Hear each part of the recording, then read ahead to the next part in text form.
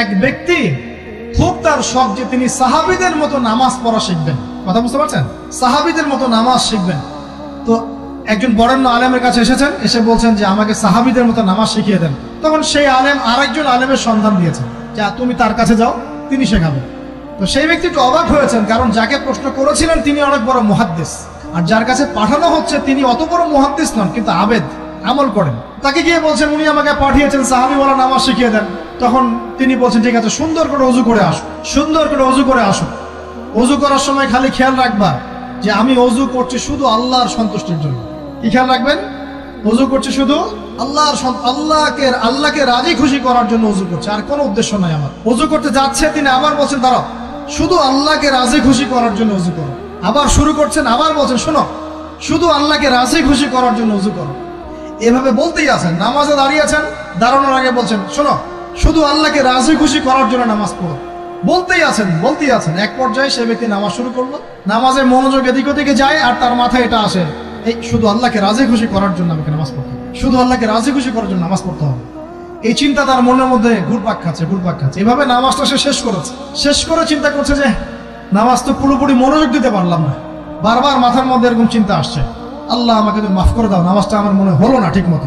তখন সে ফিরে এসে তার সে ওস্তাদকে বলছেন আমার তো নামাজ এরকম করে পড়লাম, কিন্তু শেষমেশ মনে হলো যে নামাজটা হয়তো কবুল হয় নাই, আল্লাহর কাছে খুব মাফ চাইলাম, আল্লাহ আমাকে মাফ করে দাও, নামাজটা মনে হলো না। তখন সেই যে প্রথম ব্যক্তি যিনি পাঠিয়েছেন তিনি বলছেন এটাই হলো সাহাবী বলা নামাজ। তারা আল্লাহকে রাজি খুশি করার জন্য নামাজ পড়তেন, নামাজ শেষ করে আল্লাহর কাছে ইস্তেগফার করতেন, আল্লাহ কিছুই হলো না। আমার কথা কি বুঝতে পারছেন? অতএব আল্লাহকে রাজি খুশি করার জন্য আপনি আপনার আবেগ, আপনার ইবাদত সব ফেলে দিবেন, অন্য কারো কাছে কিছু পাওয়ার আশা করবেন। আমাকে আল্লাহ পাঠিয়েছেন দুনিয়াতে নামাজ পড়তে, রোজা রাখতে, দিনের প্রচার করতে, দিনের জ্ঞান অর্জন করতে, এই তো। তা আমি একজন মেয়ের জন্য জীবন নষ্ট করে দিব কেন? আমি তাহলে আল্লাহর কাছে কি মুখ দেখাবো, আর নবীর কাছে কি মুখ দেখাবো? ওখানে গিয়ে বলবো আল্লাহ আমি আমার অমুক প্রেমিকার জন্য আশেক হয়ে একদম জীবন দিয়ে দিয়েছি, আত্মহত্যা করেছি। গেছে ভাই, যাইতে দেন। যে ব্যক্তি আপনার অবস্থানকে মূল্যায়ন করে নাই সে আপনার যোগ্য ছিল না।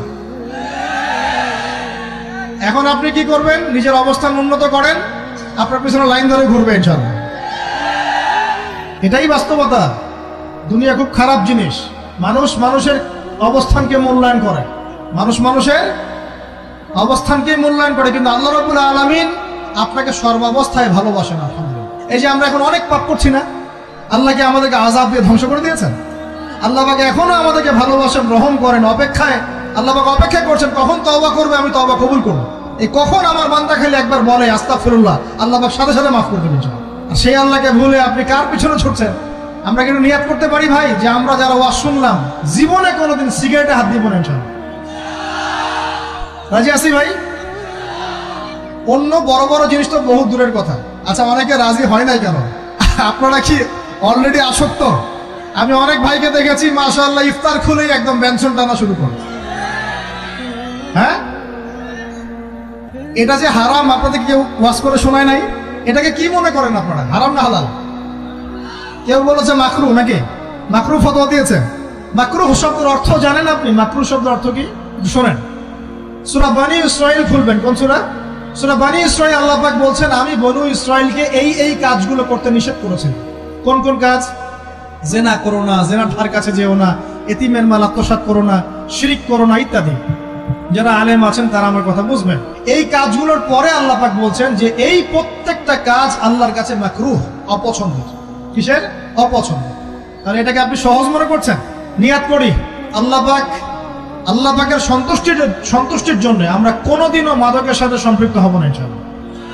আর বিশ্বাস করেন, শুধুমাত্র মাদকদ্রব্য নিয়ন্ত্রণ অধিদপ্তর এই আইন কানুন এগুলো দিয়ে, জরিমানা দিয়ে মানুষকে মাদক ছাড়ানো যাচ্ছে না, যাবে না। কেন যাবে না এটা আপনারা খুব ভালো করেই জানেন, আমি বলতে চাচ্ছি না। অনেক সময় মাদক বিরোধী কনসার্ট করে মানুষ, মাদক বিরোধী কনসার্টে ওঠার আগে এক বোতল ডাইল খেয়ে আসে। এগুলো কি বাস্তব কথা বলছি না অবাস্তব কথা বলছি?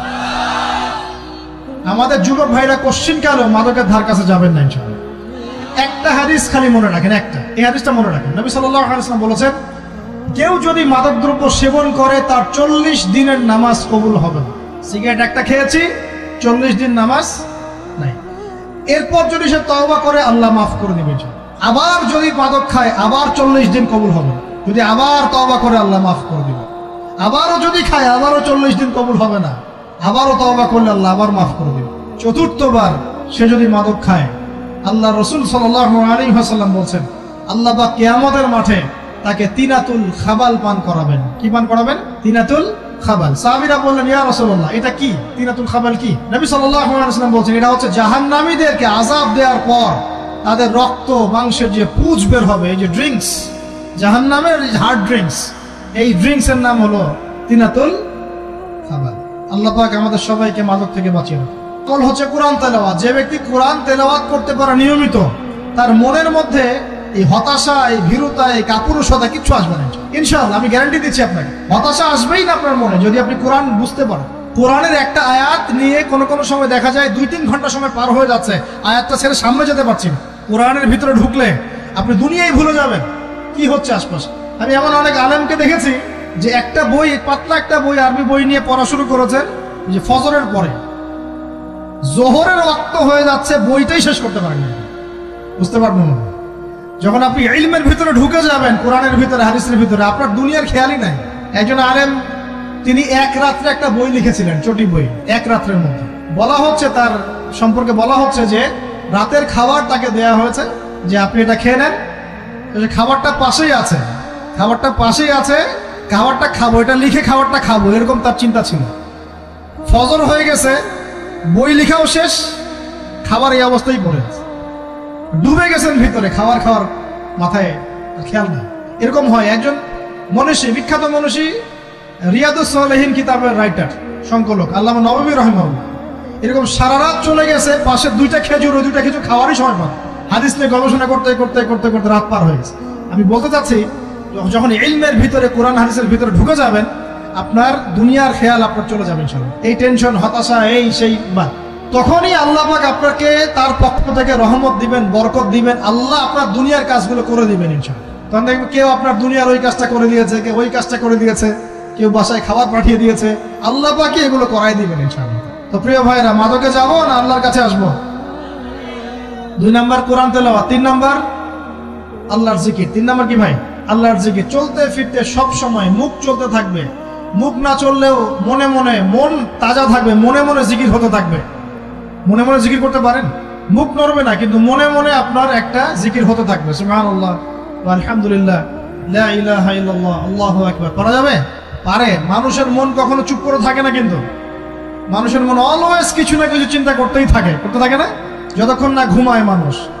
তো প্রিয় ভাইরা, বেশি বেশি জিকির করব, সুবহানাল্লাহ, আলহামদুলিল্লাহ, লা ইলাহা ইল্লাল্লাহ, আল্লাহু আকবার, লা হাওলা ওয়ালা কুওয়াতা ইল্লা বিল্লাহ, এগুলো চলতে থাকবে। আল্লাহ পাক তৌফিক দান করুন।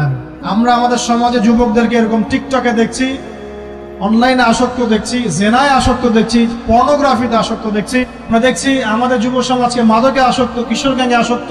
এইগুলো কি আমাদের কাম্য ছিল ভাই? আমাদের কাম্য ছিল? এই অবস্থায় কি যুব সমাজ আল্লাহ পাকের দিনের পতাকা হাতে নিয়ে আল্লাহর জমিনে দিন কায়েম করতে পারবে কিনা? একটু আমাকে উত্তর দেন দেখি। এখন এই অবস্থায় পারবে? অতএব অবস্থার উন্নতি করতে হবে কিনা? উন্নতির জন্য রাজি আছি কিনা ইনশাআল্লাহ? আমরা চাই কি আল্লাহ পাকের দিনটা আল্লাহর জমিনে প্রতিষ্ঠা লাভ করুক, আল্লাহর দিন সবার ঘরে ঘরে পৌঁছে যাক, আল্লাহ পাকের দিনের যে সৌন্দর্য সবাই সেটাই, এই সৌরভটা সবাই পাক। আমরা চাই কিনা সমাজে শান্তি প্রতিষ্ঠা হোক, আবার সেই রাসূলের মতো যুগ চলে আসুক? আমরা চাই কিনা? অতএব আমাদের সবাইকে যৌবনের এই প্রলোভনগুলো থেকে বেরিয়ে এসে আল্লাহ পাকের ইবাদতে আত্মনিয়োগ করতে হবে। আল্লাহ পাক আমাদের সবাইকে তৌফিক দান করুন, বলি আমিন। আমাদের সবাইকে আল্লাহ রাব্বুল আলামিন কোরআন এবং হাদিসের গভীর জ্ঞান অর্জন করার তৌফিক দান করুন, বেশি থেকে বেশি ইবাদত করার তৌফিক দান করুন। আল্লাহ পাক সবাইকে হারাম সমস্ত রিজিক থেকে বাঁচিয়ে রাখুন, জেনা, ব্যভিচার এবং নারীর ফিতনা, মাদক থেকে আল্লাহ বাঁচিয়ে রাখুন। আল্লাহ পাক আমাদের সবাইকে হালাল রিজিক, হালাল সম্পর্ক যথেষ্ট করে দিন। আল্লাহ পাক আমাদের সবাইকে যেন দিনের দাওয়াতের মেহনত করার তৌফিক দান করেন এবং আলেম ওলামার সাথে পরামর্শ করে দিন শেখার এবং বোঝার তৌফিক দান করেন। যুবতী দিনী বোনদের জন্য, এখানে বোনরা আছেন না? আছেন কি না? দিনী বোনরা আছেন? একটা নসিহত দিনী বোনদের জন্য আমি একটা নসিহত করতে চাচ্ছি, একটা নসিহত। আমার এই একটা নসিহত একটু মন দিয়ে শুনুন প্রিয় দিনী বোন। রাসূলুল্লাহ সাল্লাল্লাহু আলাইহি ওয়াসাল্লাম আমাদের দিনী বোনদের জন্য জান্নাতে যাওয়ার একটা ফর্মুলা বলে দিয়েছেন। আমি কি বলবো সেটা? আচ্ছা, রাসূলুল্লাহ সাল্লাল্লাহু আলাইহি ওয়াসাল্লাম বলেছেন, আমাদের দিনী বোনেরা, আমাদের মায়েরা, এই নারী জাতি মাত্র 4টা কাজ করলে জান্নাতের যে কোনো দরজা দিয়ে ইচ্ছা প্রবেশ করতে পারবেন। খুশি হন নাই? কয়টা কাজ? মাত্র 4টা। এক, যদি আমাদের দিনী বোনেরা 5 ওয়াক্ত নামাজটা ওয়াক্ত মতো পড়ে, আল্লাহ পাক তৌফিক দান করুন, বলি আমিন। 2 নাম্বার, যদি তারা রমাদান মাসের রোজাটাকে ঠিক মতো আদায় করতে পারে। 1 নাম্বার 5 ওয়াক্ত নামাজ ঠিকঠাক আদায় করা। 2 নাম্বার রমজান মাসের সাওম রাখা। 3 নাম্বার তাদের লজ্জাস্থানের হেফাজত করা, মানে শরঈ পর্দা মেনটেন করা, শরঈ পর্দা মেনটেন করা। এবং আমি বলে দেই, চেহারাটা আপনাদের পর্দার অন্তর্ভুক্ত। এটা নিয়ে অনেক বাকবিতণ্ডা হয় না সমাজে, চেহারা দেখানো যাবে কি যাবে না ইত্যাদি। চেহারা আপনার পর্দার অন্তর্ভুক্ত বিষয়, ফুল স্টপ। এর উপরে ফতোয়া অনেকভাবে দিচ্ছে, কিন্তু বরেণ্য উলামায়ে কেরামের কিতাবগুলো ঘাটাঘাটি করেন, তাদের ফতোয়া হচ্ছে চেহারা আপনার পর্দার অন্তর্ভুক্ত বিষয়, চেহারা ঢেকে রাখবেন, আল্লাহ পাক তৌফিক দান করুন। চোখ থাকবে খোলা, ঠিক আছে। 4 নাম্বার, স্বামীর আনুগত্য করতে হবে। স্বামীর আনুগত্য, এই যে আনুগত্য শব্দ শুনলেই মানুষের একটা মানে নেগেটিভ ধারণা তৈরি হতে পারে। স্বামীর আনুগত্য মানে কি আমি তার দাসত্ব করব? আনুগত্য মানে, প্রিয় দিনী বোন, আনুগত্য মানে দাসত্ব নয়। আনুগত্য মানে কোরআন সুন্নাহর যে বিধানগুলো আপনার স্বামী আপনাকে পালন করতে বলবে, আপনি সেগুলো করবেন, আপনি করতে বাধ্য। কিন্তু স্বামী যদি কোরআন সুন্নাহর বাইরে কিছু করতে বলে, সেটা মানতে আপনি বাধ্য নন। স্বামী যদি আপনাকে বলে যে সুদ খাও, এই সুদি এনজিওতে আসো, নাম লেখাও। স্বামী যদি আপনাকে বলে যে আসো বেপর্দায় বাইরে যাই, সাজুগুজু করে বের হও, চলো ঘুরে আসে বেপর্দায়। স্বামী যদি বলে দেবরকে একটু খাবারটা দিয়ে আসো, আমার অফিসের কলিগ আসছে, খাবার পরিবেশন করো, আসো ডাইনিংয়ে আসো। এই যে হারাম কাজ বেপর্দার আদেশ করছে, সুদের আদেশ করছে, আপনি সেগুলো পালন করবেন। কিন্তু হালাল বৈধ যে কোনো বিষয় আপনি স্বামীর আনুগত্য করবেন, এটা আপনার উপর ফরজ।